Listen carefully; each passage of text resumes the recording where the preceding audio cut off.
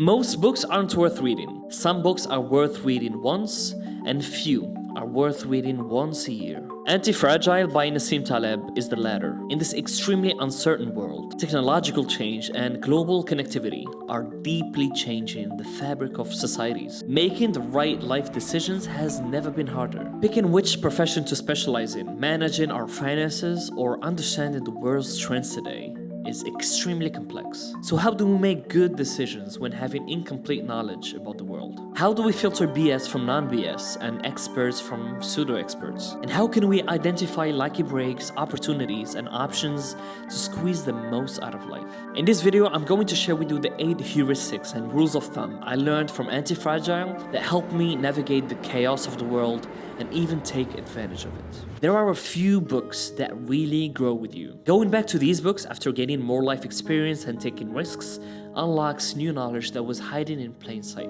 That's why I'm a proponent of identifying these books and rereading them often. All of Nassim Taleb's books fall under this category. They're not prescriptive non-fiction books, so they're hardly summarizable. But the autobiographical aspect of them makes the knowledge presented more real. Nassim Taleb was a successful trader before becoming a writer, so he had direct contact with reality, unlike a lot of intellectuals, which makes his teachings more relatable. So let us jump into the first heuristic from Antifragile. Anti-fragility is better than intelligence. If you're familiar with Nassim Taleb's work, you'd understand that he categorized people, systems, and organisms into 3 groups. First is the fragile, which breaks at the slight external shock. Think of the mythical sword of Damocles, enjoying the benefits and the power of a fortunate position with a sword hanging with a single hair of a horse tail over one's head. We know it's eventually dropping, we just don't know when exactly. Second is the robust, which can handle a lot of external shock up to a point. Think of the mythical phoenix, who rises from the ashes and is reborn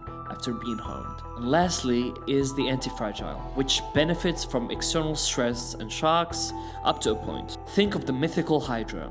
Every time you cut its head, it grows 2 back. Intelligence in and of itself does not make one anti-fragile. There are a ton of smart and intelligent people who put themselves in fragile situations in life and face ruin. But there are a lot of less intelligent people who gained a lot out of life without analyzing every piece of data or being extremely intelligent. They just knew the right piece of information. The green lumber fallacy perfectly illustrates this. There's a story in both Antifragile and Skin in the Game of a fellow who lost $1 million trading green lumber. He knew everything about lumber, green lumber, everything, and lost $1 million. And he wrote an account, what I learned losing $1 million. And he reports that there's a fellow, a pit trader. The fellow was making tons of money with green lumber and had been doing so consistently. Now, the narrator discovers that the fellow made a lot of money in green lumber, didn't know, he thought it was lumber painted green. He didn't know it was freshly cut lumber.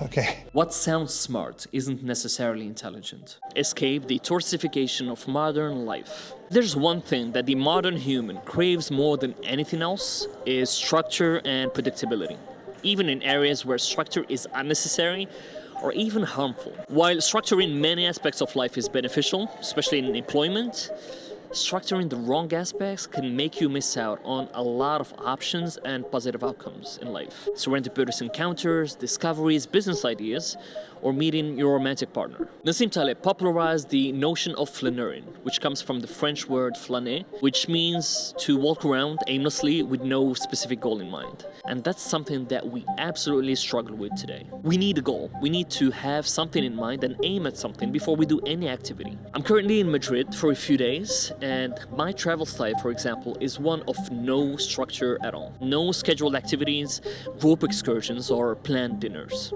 Having a schedule makes me feel like a prisoner, and I just like to walk around aimlessly, go to a museum if I feel like it, sit in a cafe to read a book, or strike up the conversation with random locals who end up recommending me a great taverna for dinner. But flaneuring is not limited to travel alone. It's even more important in careers and business. We think that a lot of the great ideas and discoveries came from rational top-down planning, but it's rarely the case. In his book, Happy Accidents, Morton Mayers identifies a dozen of serendipitous discoveries in medicine, for example. Viagra, for example, was initially intended to treat high blood pressure, But one side effect during the trials was treating erectile dysfunctions. So they had to pursue this new opportunity, and it ended up being very profitable. Same with careers. Will you stick to your current profession just because it's comfortable and that's what you studied for? Or will you learn this new profitable skill on the side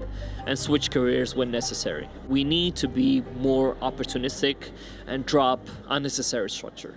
3. Don't be a turkey. Consider a turkey that is fed every day. Every single feeding will firm up the bird's belief that it is the general rule of life to be fed every day by friendly members of the human race looking out for its best interests, as a politician would say.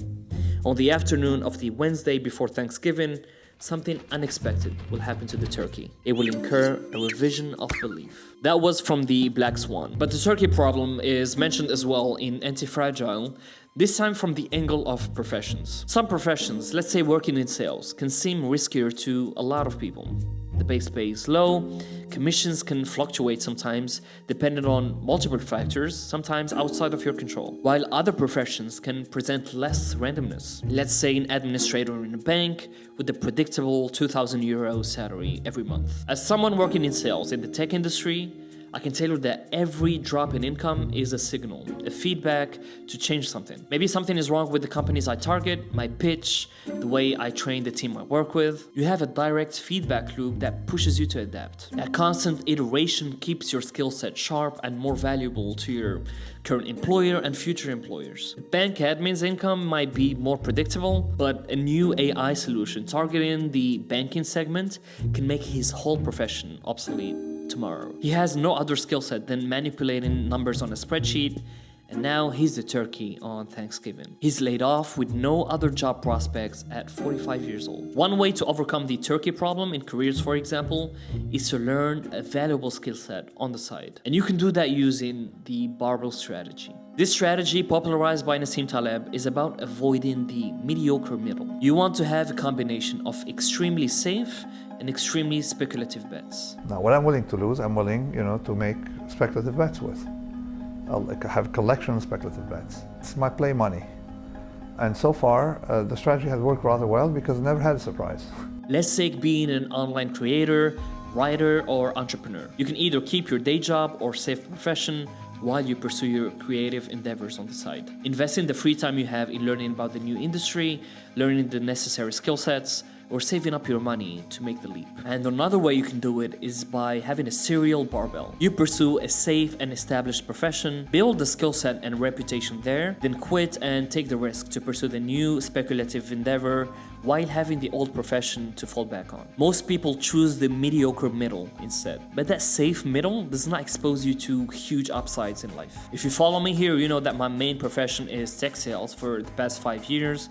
I currently manage a sales team. I already built a skill set and reputation there. While on the side, I create YouTube videos. I research, read, and cultivate the necessary skill set for a creator career. And the barbell framework really helped me manage both careers. 5, overcompensation and overshooting. So okay, we understand by now that anti-fragility is about benefiting from stressors in life. But how does that really play out? Let's take multiple examples to illustrate how we benefit from stressors as individuals, but also as a species. When strength training, lifting a 40-pound dumbbell stresses our muscle, and to compensate against that stress, the muscle overshoots and prepares itself for a 45-pound dumbbell, pushing it to grow stronger. Anti-fragility is about overshooting and overcompensating. The fastest racehorses lose against slower ones and win against the faster rivals. Why? Undercompensation. Absence of a stressor and of challenges degrades the best of the best. Overcompensation applies to cultures and our species overall. A lack of resources made cultures and other civilizations overshoot and overcompensate in other areas. If I take the Amazigh people in Morocco, a country not known for major natural resources, Amazigh people, especially in the south, in the Sousse area,